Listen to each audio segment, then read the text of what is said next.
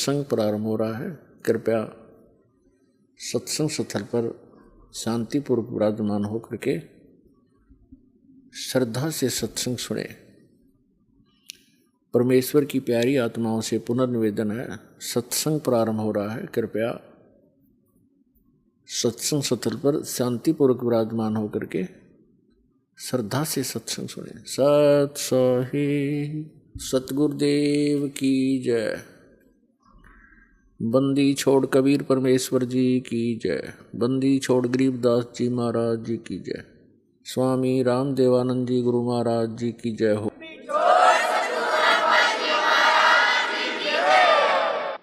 गरीब नमो नमो सतपुरुष को नमस्कार गुरु की नहीं। सुर नर मुनि जन साधुआं संतों सर्वस्ती नहीं। सतगुरु साहेब संत सब डंडो तुम प्रणाम। आगे पीछे मध हुए तिनको जा कुर्बान। नराकार निर्विषम काल जाल वैभंजनम निर्लेपम निज निर्गुणम अकल अनुपवेशुंदनम। सोहम सुरति समापतम सकल समाना निर्तलय उज्ज्वल हिरंबर हरदमम बेपरवाह अथा है। वार पार नहीं मध्यतम गरीब जो सुमर सिद्ध होई। गणनायक गलता ना करो अनुग्रह सोई। पारस पद परवाना आदि गणेश मनाऊं गणनायक देवन देवा। चरण कमल लो लाऊं आदंत करूं सेवा। परम शक्ति संगीतम रिद्धि सिद्धिदाता सोई। अवगत गुण अतीतम सत्य पुरुष निर्मोही। जगदम्बा जगदीशम मंगल रूप मुरारी। तन मन अर्पों शीसम भक्ति मुक्ति भंडारी।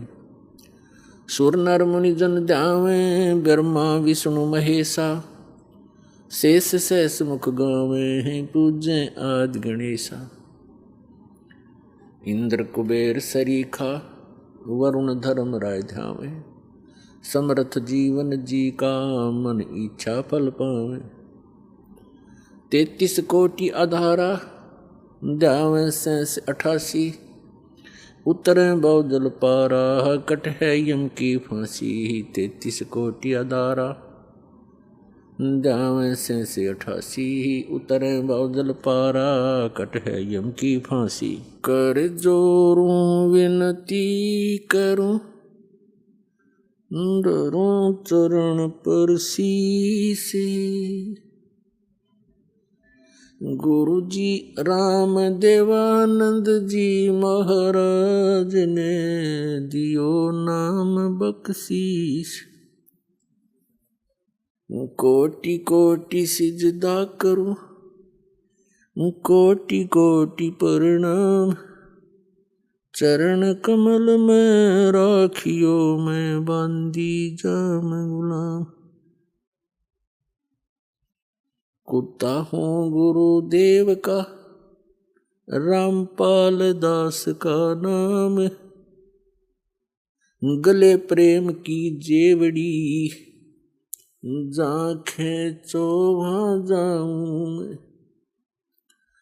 तो करो तो बावड़ू दूर दूर करो तो जाऊं।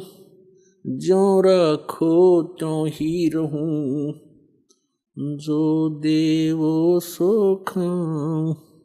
परम पिता परमात्मा पूर्ण ब्रह्म सर्व सृष्टि रचनहार कबीर परमेश्वर जी की असीम कृपा से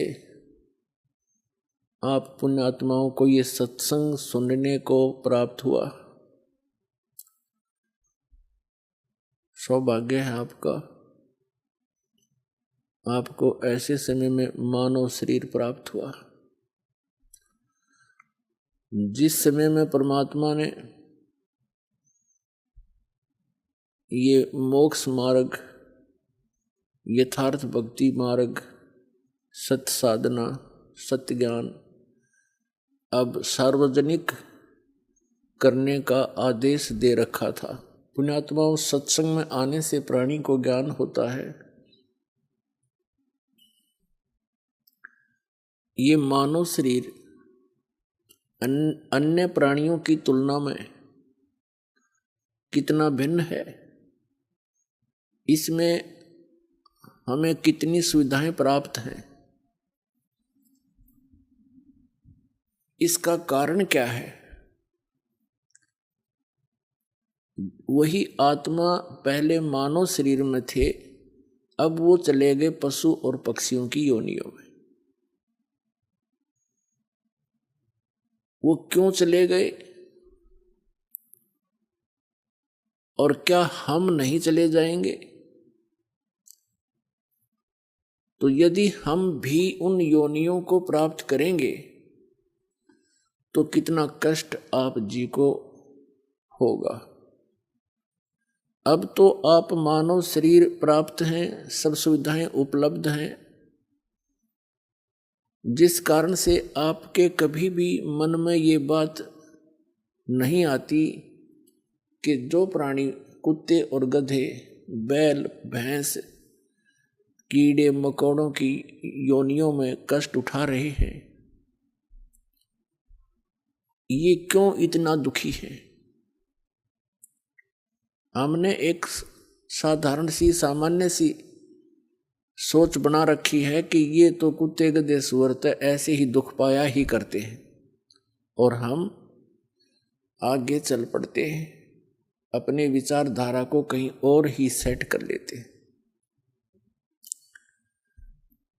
ये सब अभाव किस कारण से है? ये सब सोच, ये हम इधर ध्यान नहीं देते। इसका कारण क्या है? इसका कारण है कि हमें सत्संग नहीं मिला, और सत्संग मिलता है सतगुरु से, और सतगुरु का अभाव हमारे लिए बहुत बड़ा हानिकारक रहा अभी तक। जब तक आप जी को सत्संग प्राप्त नहीं होगा, आपकी धारणा एक जड़ साधारण की तरह उन प्रतिदिन के कार्यों में ही बनी रहेगी, आपकी आस्था उन्हीं में बनी रहेगी। जैसा कि हमें तत्व ज्ञान होने से पूर्व हमारा जो दिनचर्या थी, जो हमारा उद्देश्य था, टारगेट था, वो क्या था? बच्चे थे, शिक्षा ग्रहण करेंगे, अच्छी पोस्ट प्राप्त हो जाएगी, विवाह हुआ, संतान होगी, इनको पाल पोस देंगे, इनका विवाह कर देंगे, बस फिर हम बेशक मर जाएं, हमारा काम पूरा हो गया। इतना ज्ञान था हमें। मानव जीवन का क्या इतना ही कार्य था? ये तो पशु पक्षी भी करते हैं और मनुष्य से ज्यादा प्यार से करते हैं। एक बंदरिया अपने बच्चे को सीने से लगाए फिरती है, उछल कूद मचाती रहती है। एक चिड़िया अपने बच्चे के, एक पक्षी अपने बच्चों को आहार खिलाता है, पहले जंगल से अपने मुख में भर के लाता है उनके लिए, और अपने मुख से निकाल कर उनको देता है। इतनी ममता उनके अंदर भी है। और यही कर्म अगर मनुष्य का था तो फिर क्या फायदा है मनुष्य जीवन को इतनी सुविधा देने का? इसका मूल उद्देश्य कुछ और है, जो आपको सत्संग से पता चलेगा, और हमें भी फिर सत्संग से पता चला। जो भक्त आत्माएं अन्य संतों के पास जाते हैं, वो भी सोचते हैं कि हम सत्संग सुन रहे। ये उनकी बहुत बड़ी भूल है, उनके पास सत्संग नहीं है। दास ये कहे कि इस ब्रह्मांड में, 21 ब्रह्मांड में, इस दास के अतिरिक्त वर्तमान में किसी के पास सत्संग नहीं है, तो ये बात भले ही भगत समाज को खटके एक बार, लेकिन ये सत्य से परिपूर्ण है।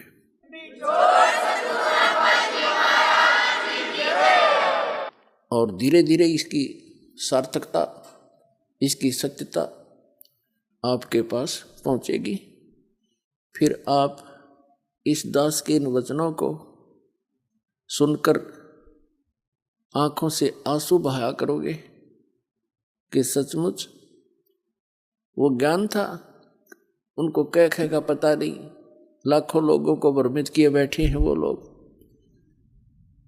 अब सत्संग है या असत्संग है, इसका ज्ञान कहाँ से होगा? उसके लिए परमात्मा ने स्वयं आकर के ज्ञान दिया है, कबीर भगवान ने, कबीर परमेश्वर जी ने। उस समय वो परमात्मा स्वयं सतगुरु रूप में आए थे, लेकिन वो परमात्मा भी थे। वो आते ही इस लोक में इस उद्देश्य से हैं कि मैं अपने बच्चों को, अपनी आत्माओं को अपनी जानकारी स्वयं बताऊं, सत्य सत्य बताऊं, सच्ची साधना इनको बताऊं, और ये इस साधना इस विधि से करके इस प्रकार मर्यादा में रह करके ये यहाँ काल के जाल से निकलकर सतलोक आ जावे। प्रत्येक युग में कबीर परमात्मा आते हैं और यही यथार्थ ज्ञान जो दास आपको सुना रहा है, ये उसी परमेश्वर कबीर जी का दिया हुआ है। और दास ने उन्हीं की कृपा से, कबीर परमेश्वर जी की रजा से, गुरुदेव की दया से इस ज्ञान को यथावत समझा है और वो आपको सुनाया है। यही ज्ञान परमात्मा चारों युगों में आते हैं, हमें सुनाने की चेष्टा करते हैं, लेकिन उस समय हम उस परमेश्वर पर विश्वास नहीं करते, क्योंकि सतयुग त्रेता द्वापर में हम दुखी नहीं होते। मानव दुखी नहीं होता, उसमें विशेष सुविधाएं रहती हैं। सतयुग में तो बहुत ही पुण्यकर्मी प्राणियों का जन्म होता है, वो पूर्व जन्म की भक्ति युक्त होते हैं। वो जो भी साधना गलत सलत जैसी भी करते रहते हैं, वो ये सोचते रहते हैं कि ये साधना हम कर रहे हैं, इनसे ही हमें ये सुविधाएं और सुख प्राप्त है। उसका कारण भी सत्संग का अभाव है। वो भूल जाते हैं कि प्रारब्ध में जो लिखा हुआ है आप जी को, केवल वही प्राप्त हो रहा है। वर्तमान की साधनाओं से आपको आगे मिलेगा जो तुम कर रहे हो। तो इस कारण से वे परमात्मा के उस यथार्थ ज्ञान को स्वीकार नहीं करते, क्योंकि वो दुखी नहीं। यही स्थिति त्रेता में, यही द्वापर तक रहती है, और कलयुग के प्रथम चरण में भी बहुत ही ठीक सी अच्छी सी आत्माओं का जन्म ही होता है, और यही दशा उनकी रहती है। दूसरा कारण ये होता है कि हम अशिक्षित होने के कारण सदग्रंथों से अपरिचित रहते हैं, और जो हमारे धर्मगुरु हुआ करते हैं और पहले थे, वे एक भाषा विशेष से तो परिचित होते थे, लेकिन सदग्रंथों की सत्य से, उस यथार्थता से वो अपरिचित होते थे। वो हमें केवल दंत कथा लोक वेद सुनाया करते थे और अपना अज्ञान अनुभव ही हमें सुनाया करते थे, और बोला करते वो संस्कृत, और सभी सदग्रंथ संस्कृत में ही लिपिबद्ध थे, भाषा संस्कृत में। तो हमने ये दृढ़ विश्वास था कि हमारे जो धर्म गुरु हैं, ये जो ज्ञान बता रहे हैं, ये विद्वान हैं, संस्कृत भाषा पढ़े हैं, इन्होंने सदग्रंथों को ठीक ठीक समझा है। 600 वर्ष पहले कबीर परमात्मा स्वयं आकर बताया कलयुग में प्रथम चरण में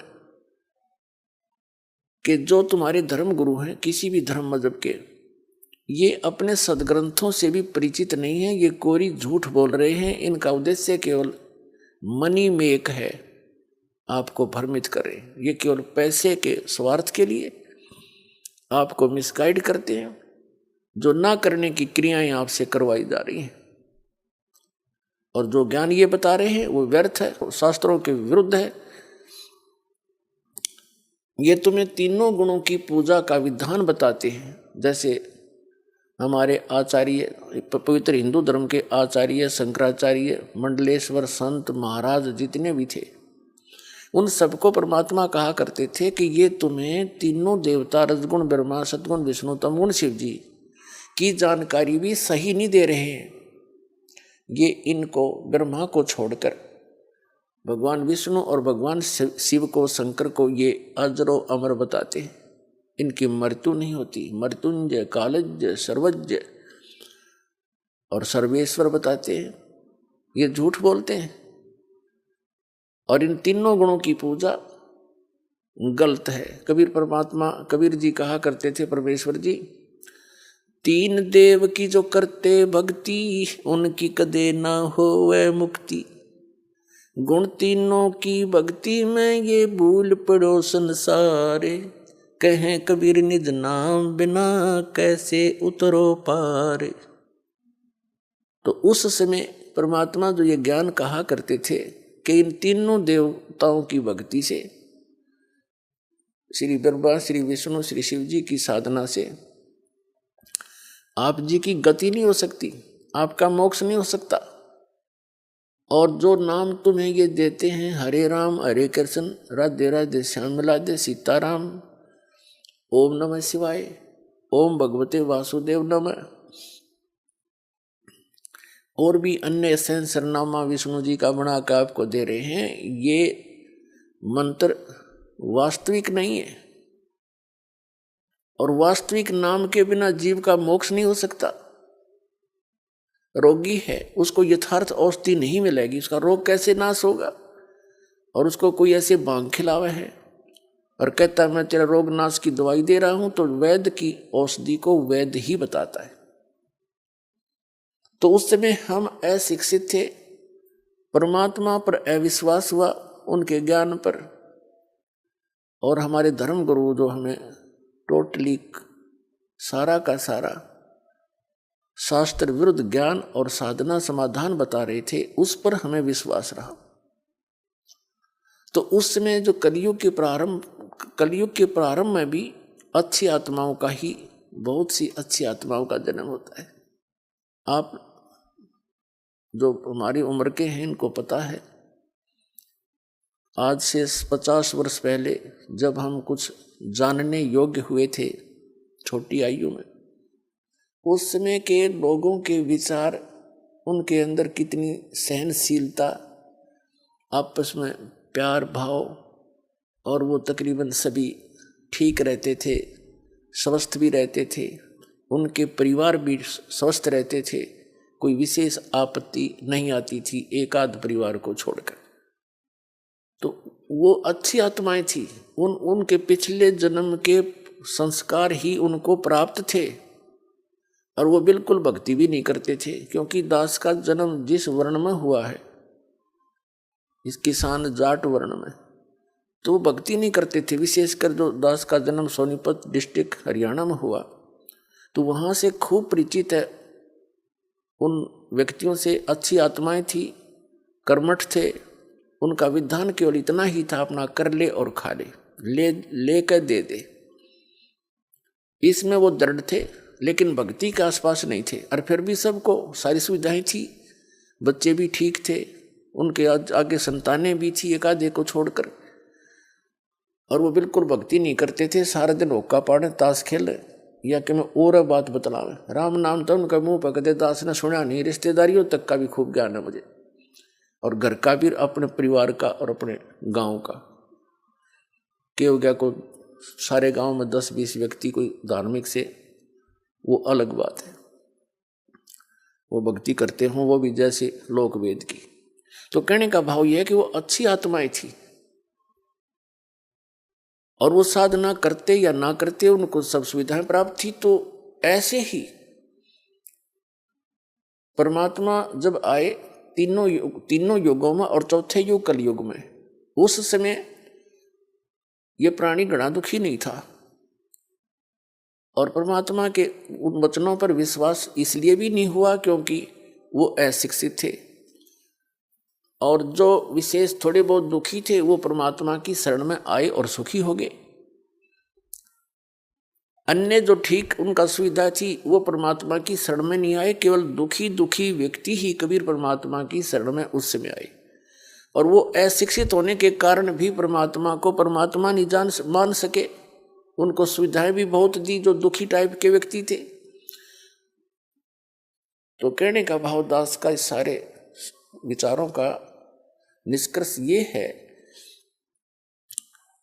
कि उस समय परमात्मा द्वारा बताई गई साधना को हम स्वीकार नहीं कर सके, क्योंकि जो साधनाएं अन्य व्यक्ति जो परमात्मा कबीर जी की शरण में नहीं आए थे, जो अन्य जो भी साधना कर रहे थे, वो उनसे भी उनको राहत थी पूरी, लेकिन वो सोच रहे थे इस साधना से हमें राहत है। वो थे उनके प्रारब्ध के संस्कार, उन्हीं से उनको जो कुछ हो रहा था उसी से वो संतुष्ट थे कि मैं जो मंदिर में जाता हूँ इसी से मुझे लाभ है, कोई मैं गायत्री मंत्र जाप करता हूँ इसी से मुझे सब कुछ मिल रहा है। तो ये उनके तत्व ज्ञान के अभाव का कारण था, उनको तत्व ज्ञान नहीं था। और जो दुखी थे, महादुखी थे, वो कबीर साहब की शरण में आकर सुखी हो गए। उनको सिर्फ इतना सहारा मिल गया कि हमें ये सिद्ध पुरुष है और हमें राहत मिल गई। दूसरे दुखी नहीं थे, वो आए नहीं, कहने लगे हमें तो जो साधना कर रहे हैं वो बिल्कुल सही है। तो इस प्रकार इस तत्व ज्ञान का अभाव यानी सत्संग की कमी और अशिक्षा, ये हमारे लिए अभी तक आगे आड़े अड़ी रही भगवान के पहचानने में और भगवान के इस ज्ञान को जानने में। परमेश्वर कबीर जी ने 600 वर्ष पहले अपनी प्यारी आत्मा धर्मदास जी से कहा था कि धर्मदास, जब कलयुग की बिचली पीढ़ी का समय आएगा उस समय इनको शिक्षित किया जाएगा और उस समय इनको मैं पुनः आऊंगा और यथार्थ ज्ञान कराऊंगा। क्योंकि धर्मदास जी बड़े चिंतित थे, विशेषकर उस समय चिंतित हुए जिस समय परमात्मा ने एक लीला की थी कबीर जी ने, ये देखने के लिए कि जो मेरी शरण में आए हैं उसमें 64 लाख शिष्य कबीर परमेश्वर जी के हुए थे।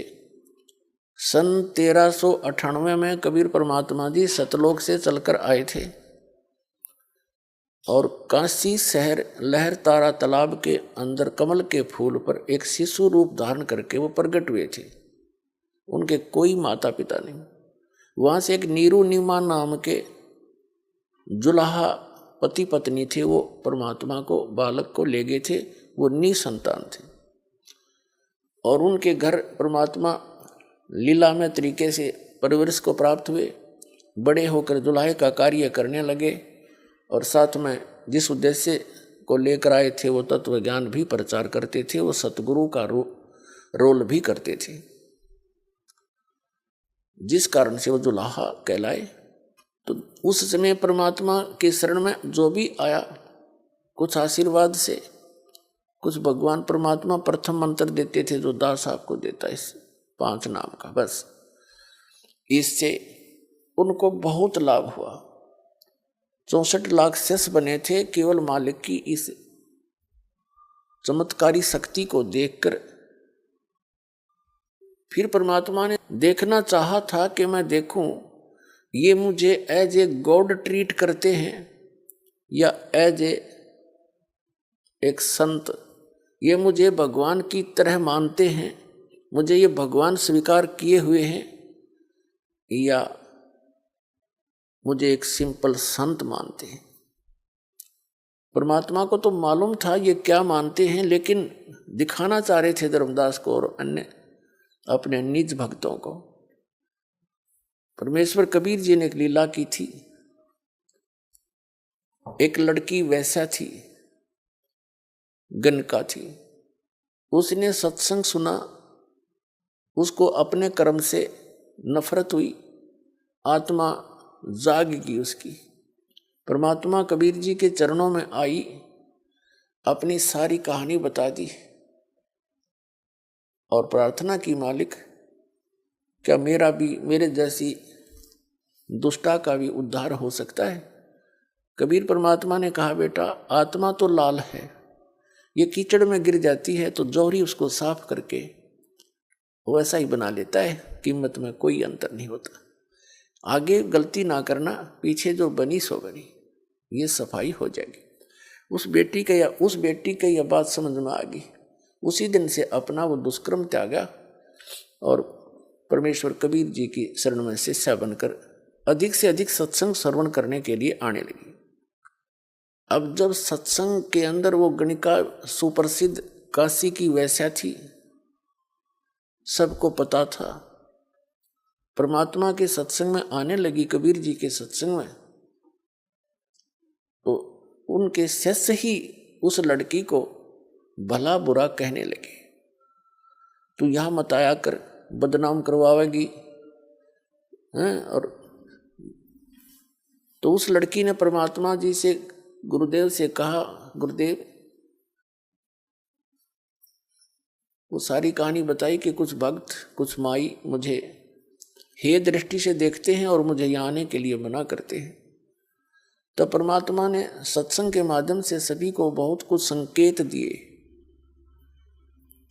बताने की चेष्टा की कि कुष्टी होवे संत बंदगी कीजिए, हो वैश्या के विश्वास चरण चित दीजिए।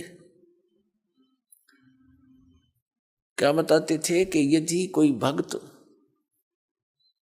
कोढ़ी भी है, उसका चाम भी चू रहा है और उसने दीक्षा ले रखी है, उससे नफरत ना करना, उससे भी सच्चाई बोलना, प्यार से डील करना उसको, क्योंकि वो भक्त है, परमात्मा की आत्मा है और धीरे धीरे वो कल्याण हो जाएगा उसका।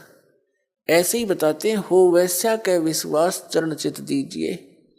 यदि कोई गणिका भी हो और वो भगवान पर विश्वास रखती है, उसको भी एक भक्त भगतमती बहन रूप में ट्रीट करना, अपनी आत्मा में दोष देना देखना उसके प्रति, क्योंकि वो भगवान की बच्ची है। धीरे धीरे बुराई छूटेगी, क्योंकि जब तक मैला कपड़ा साबुन और जल के संपर्क में आवेगा नहीं तो निर्मल कैसे होगा। तो ये सत्संग एक जल और साबुन दोनों का काम करता है। यहाँ आएंगे, कोई शराब पीता है, कोई सिगरेट पीता है, कोई मांस खाता है, कोई रिश्वत लेता है, कोई चोरी करता है, कोई दुराचार करता है। यहाँ आएंगे, उनको पता चलेगा, उनकी आत्मा साफ होगी तो तभी बुराई छूटेगी। चाहे कोई डाके मारता है, चोर है, जब उसको पता चलेगा तो ऐसा जुल्म कर रहा है, इसको कहाँ भरेगा, कीड़े पड़ेंगे कुत्ता बनकर सिर में, खाज लगेगी, माया यही रह जाएगी, तू लूट लूट कर जा रहा है, ले जा रहा है, या कोई भी बुराई कर रहा है, उसका कितना भयंकर परिणाम तुझे भोगना पड़ेगा। तो अज्ञानता से गलतियां बड़े बड़े महापुरुषों से भी होगी और अच्छी आत्माएं तुरंत त्याग देती हैं, सतर्क हो जाती हैं, आगे फूक फूक कर कदम रखती हैं। तो ज्ञान सत्संग से ही होता है। कोई भी यहाँ आओ, सत्संग एक ओपन सथल होता है, सबके लिए अलाउड है, और सत्संग सुनेंगे तो बुराई छूटेगी। बहुत कुछ परमात्मा समझाया करते थे, लेकिन एक और हमारे अंदर दोष है, हम गुरुदेव से अतिरिक्त अपने को ज्यादा बुद्धिमान मानने लग जाते, और जब सुख हो जाता है, क्योंकि ये तो एक सुख का सागर है कबीर परमात्मा, इनकी शरण में आने से जीव को सुख तो होगा ही होगा।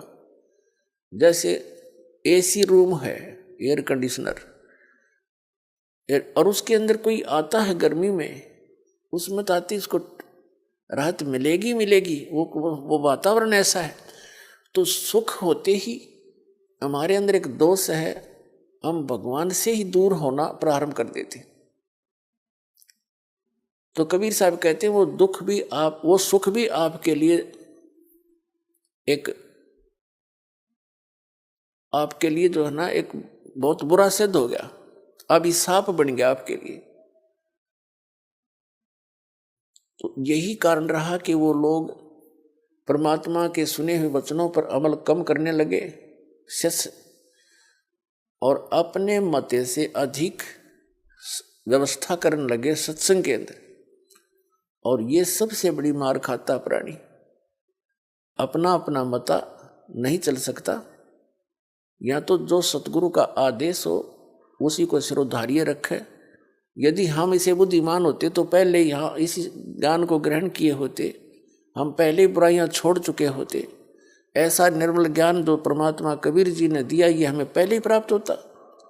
अब 2 बात सीख ली विद्वान पाक के, और अपनी हिम्मती से फिर आप चलोगे, ये यहाँ ऐसा ठीक नहीं, यहाँ ऐसा होना चाहिए, खाक होना चाहिए। जो व्यवस्था सतगुरुदेव कराते हैं वो सिरोधार्य होनी चाहिए भक्त के लिए, और जो आदेश थे वो सिरोधार्य होना चाहिए। भक्त भक्त ही होता है।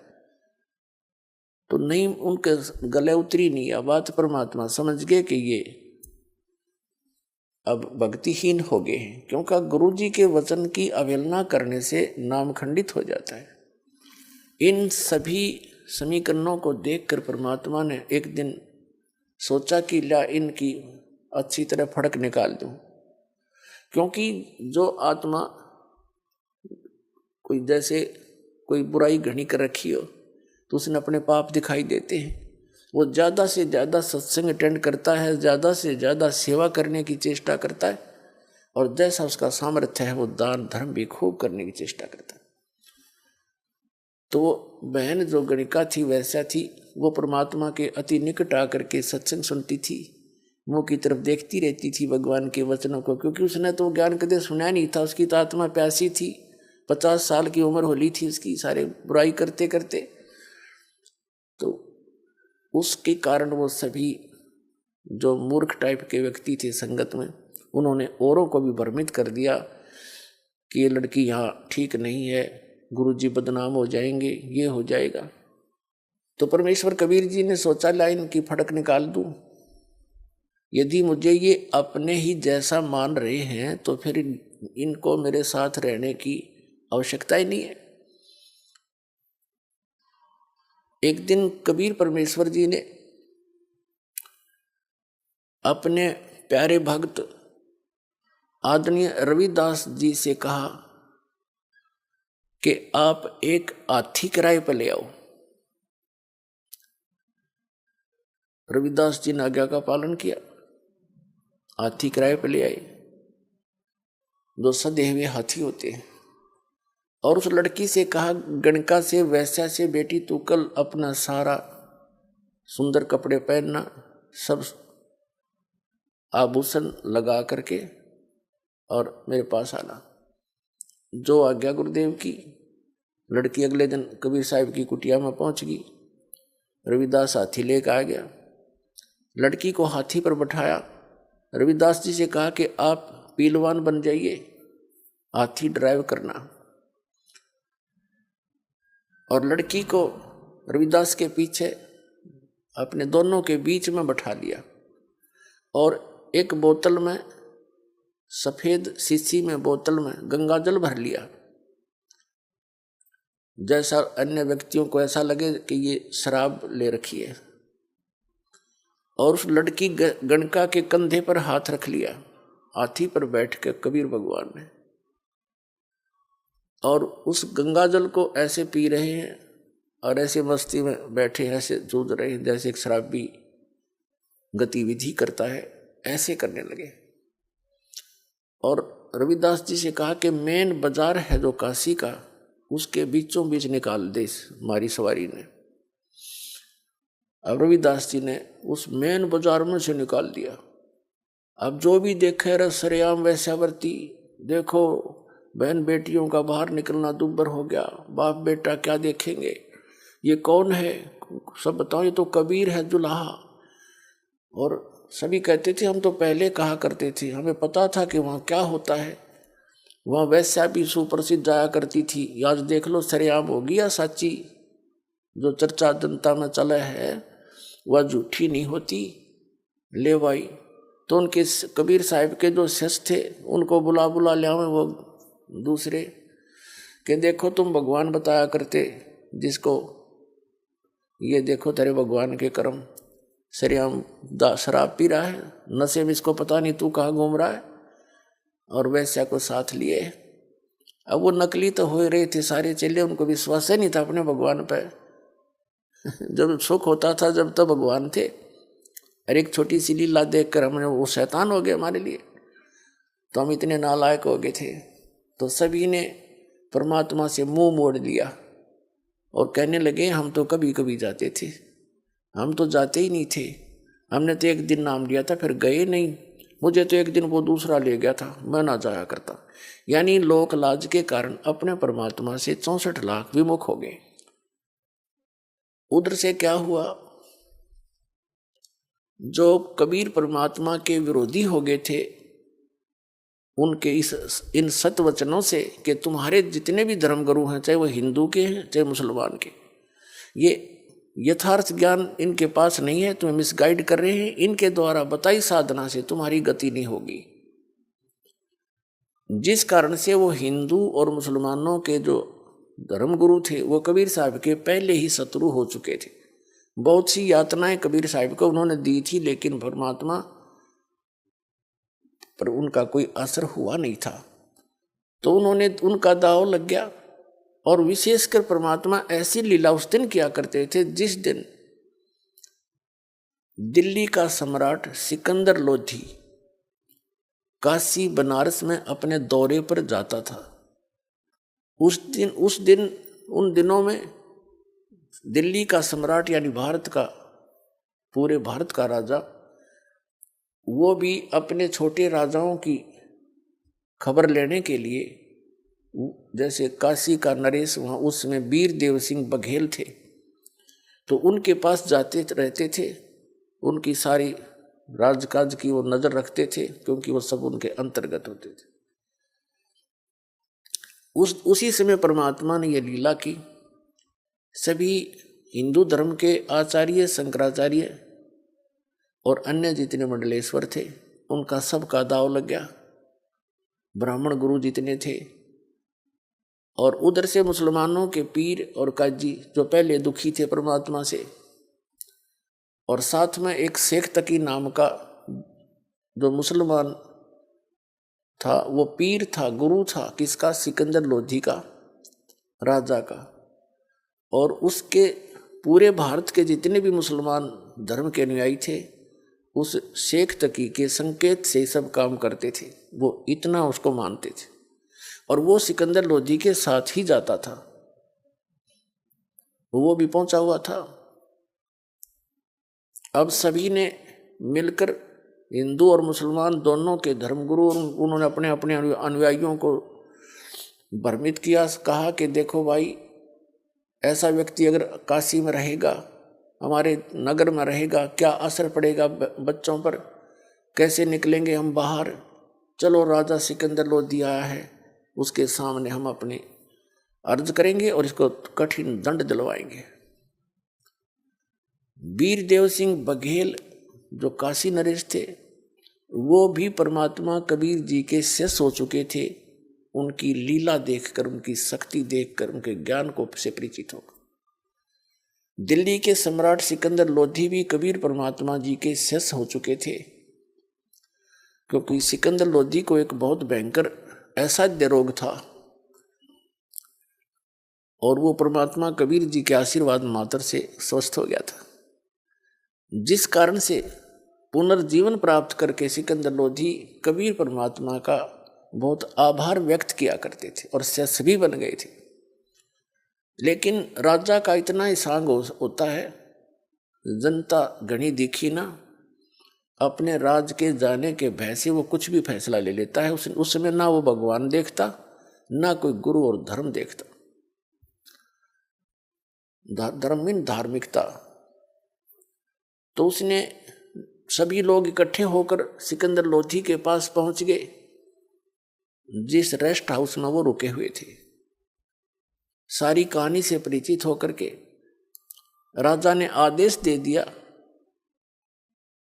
कि इसको, सभी ने कहा जी इसको सजाए मौत दी जाए और गंगा के अंदर डबो के मारना चाहिए, इसको पत्थर मार मार के।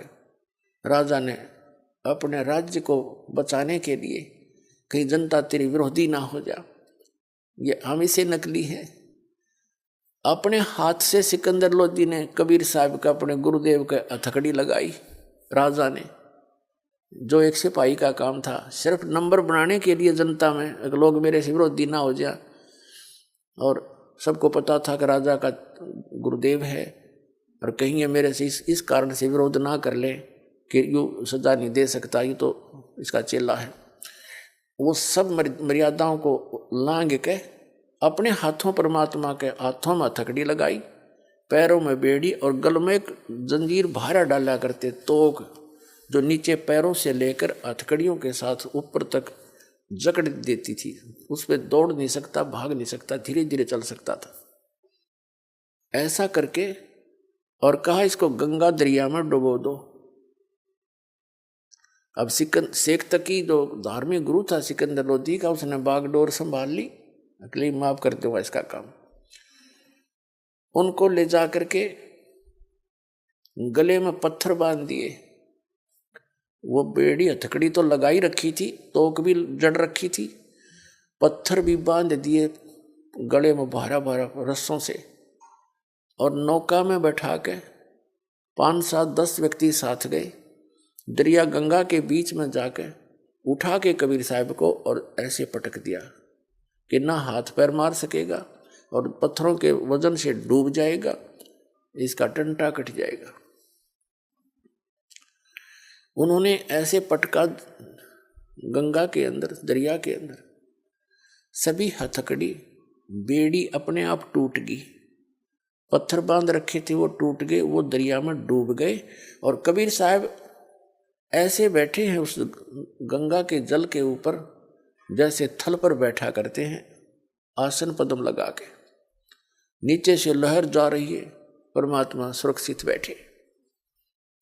अब नौका वाले वापस आ गए। अब लोगों ने देखा कि डूबा नहीं। पहले तो ये सोचा कि अब डूब जाएगा थोड़ी सी देर में, पत्थर वत्थर नीचे खींचेंगे इसको। जब देखा कि इतना डूब रहा है, ना इसको हथकड़ी रही है, तो सब ने कहा कि पत्थर मारो, पत्थर मारो। किनारे से लोगे पत्थर मारने, और पत्थर वहाँ कहाँ जहाँ थे, बीच में 2 फुट की दूरी पे। फिर कहा कि तीर लाओ, गोली लाओ, बंदूक से मारो। तीर ले आया, कोई बंदूक ले आए और वहाँ गोली मारे परमात्मा के ऊपर। जब तीर और इनसे नहीं मरे बंदूक गोलियों से, तब उन्होंने कहा सबने मिलकर के राजा तोप मंगाई जाए।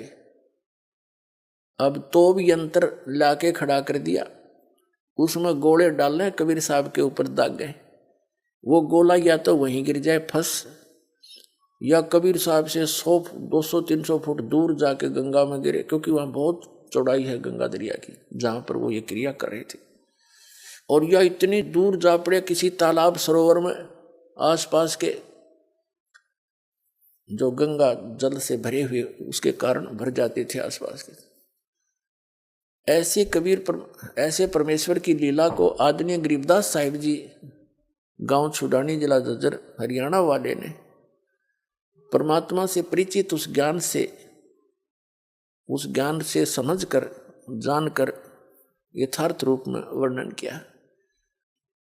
यहाँ थोड़ा सा वर्णन आदरणीय गरीबदास साहिब जी का आपको देते हैं, क्योंकि पुण्यात्माओं, आज तक आपने कौड़ियों को तो लाल समझ रखा था, और लाल को हमने कौड़ी जानकर कहीं फेंक रखा था कूड़े में।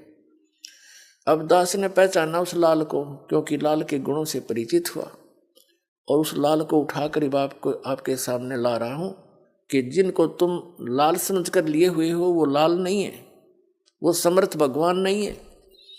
और समर्थ के बिना कोई सुख हो ही नहीं सकता, आपकी गति नहीं हो सकती, आपके यहाँ भी पाप नाश नहीं हो सकते, आपके प्रारब्ध के जो पाप कर्म है वो नहीं कट सकते, और आप सुखी नहीं हो सकते। यहाँ भी दुख और आगे भी आप दुखी होगे।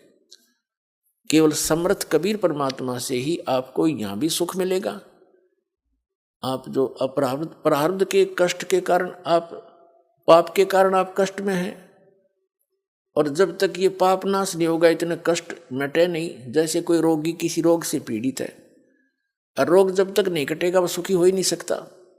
तो ये प्रारब्ध का जो पाप है, ये एक रोग आपका जिस कारण से इसके कारण से जो जो आपको कष्ट है, कोई घर में समस्या है, कोई धन हानि हो रही है, या कोई पुत्र में गड़बड़ है, या पुत्र वधू का दिक्कत है, तो इस तरह की जो प्रारब्ध कर्म पाप के कारण दुख है, ये पाप नाश होने से सुख होगा। तो पाप नाश केवल कबीर परमात्मा ही कर सकता।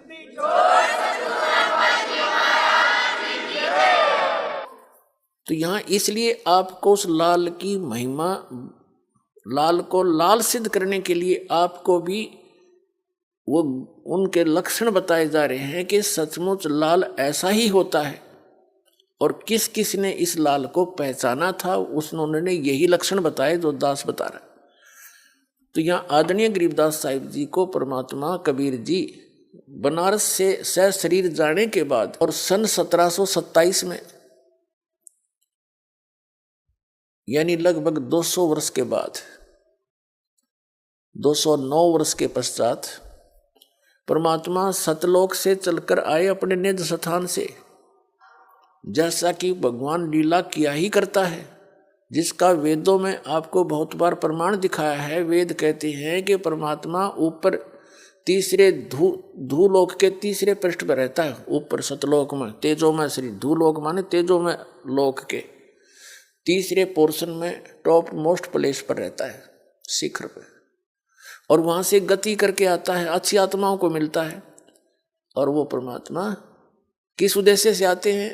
अच्छी आत्माओं को मिलते हैं जो दृढ़ भक्त होते हैं, उनको तत्व ज्ञान का उपदेश करते हैं, अपने से परिचित कराते हैं, और एक कवि की तरह आचरण करते हैं वो उस समय जब वो आते हैं, जिस कारण से उसको एक प्रसिद्ध कवि की भी उपाधि मानव समाज देता है, लेकिन वो होता है भगवान। इसी अपनी लीला के कारण, अपने गुणों के कारण परमात्मा कबीर जी सतलोक से चलकर आए थे। गरीबदास महाराज जी गांव छुड़ाने जिला झज्जर वाले 10 वर्ष के बालक थे,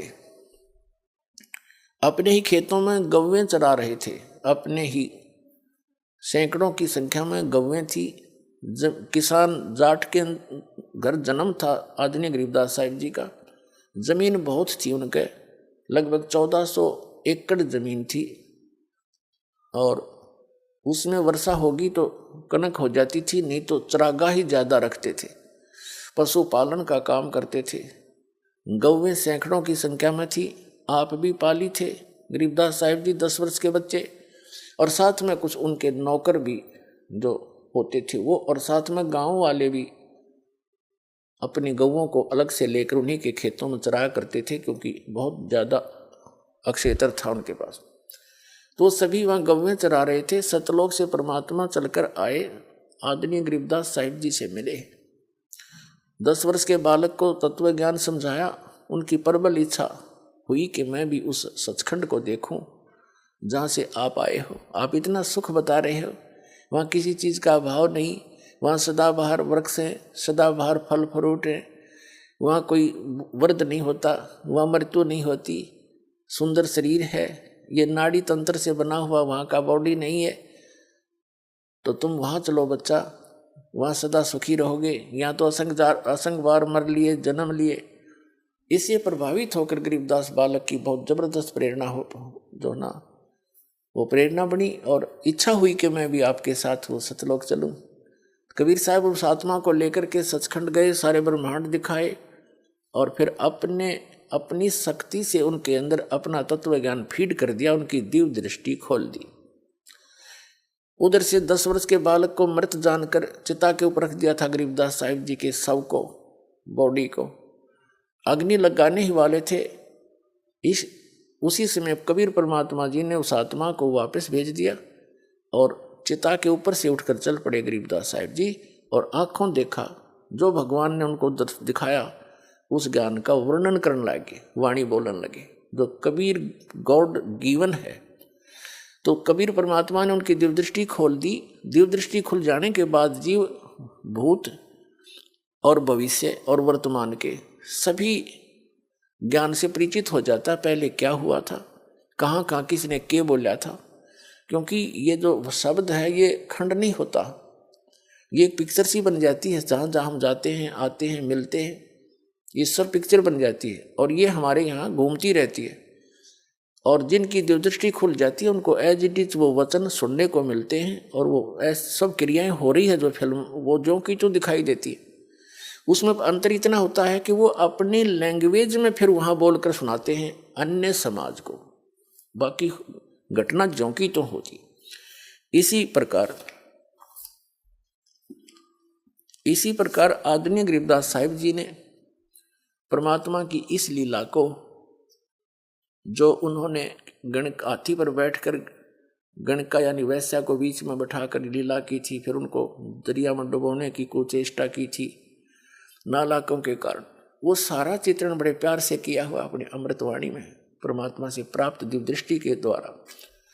पुण्यात्माओं, जैसे लाखों वर्षों पहले श्री रामचंद्र जी ने जो लीला की थी जिसको रामायण कहते हैं,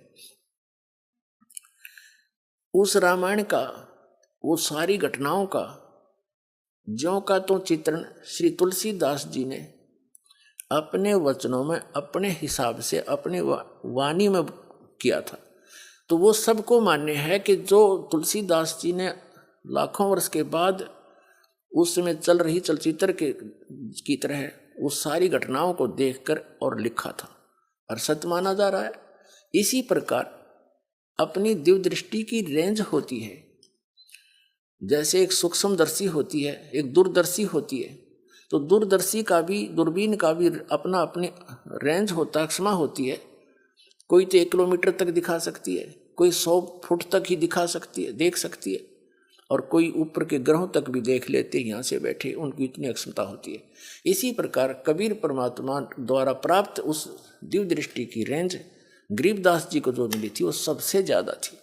अरबों खरबों वर्षों पहले के ज्ञान, सतलोक से क्या हुआ, कब हुआ, कैसे हुआ और भविष्य में क्या होगा, वो सारा आदरणीय गरीबदास साहिब जी ने अपनी अमृतवाणी में तुलसीदास जी की तरह लिखा, जो हमें मान्य है और होना चाहिए। वो सुना। अब क्या बताते हैं, फिर गणका के संग चले सीसी बरी शराब, गरीबदास उस पूरी में जुल्हा भया खराब। कि उस नगरी में, उस काशी नगरी में कबीर परमात्मा उन लोगों की दृष्टि में एक बेहुदा व्यक्ति लगने लगा। जुल्हा यानी वो कबीर धानक परमात्मा हुआ खराब, यानी सबकी दृष्टि में वो गलत सा लगने लग गया। क्योंकि फिर गणका को संग लिया सीसी बरी शराब, वैसा को साथ लिया और लोगों की दृष्टि में वह सीसी शराब की थी, लेकिन वो गंगा जल था। गरीबदास उस पूरी में जुल्हा भया खराब, तारी बाजी पूरी में ये भिष्ट दुल्हदी नीच, गरीबदास गणकास जी ही दो